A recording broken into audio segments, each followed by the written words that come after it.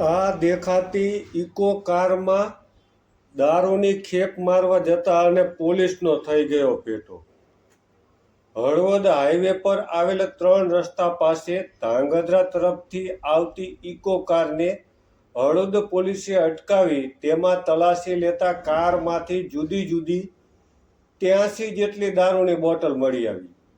પોલીસે દારૂનો જથ્થો, ઇકો કાર અને 2 શખ્સોને ઝડપી લઈ પોલીસ મથકે લઈ આવી ગુનો દાખલ કરી આગળની કાર્યવાહી હાથ ધરી છે।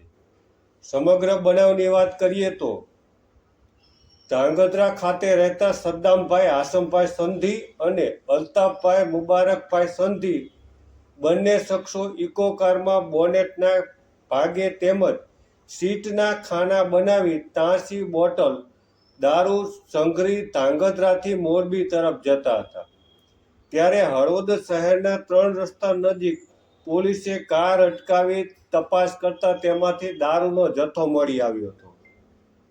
પોલીસ દ્વારા ઇકો કારમાંથી મળી આવેલ 83 બોટલ દારૂ કિંમત ₹83,012 તેમજ 2.5 લાખની ઇકો કાર મળી કુલ ₹3,33,000નો મુદ્દામાલ જપ્ત કરી બંને શખ્સો વિરુદ્ધ ગુનો દાખલ કર્યો છે।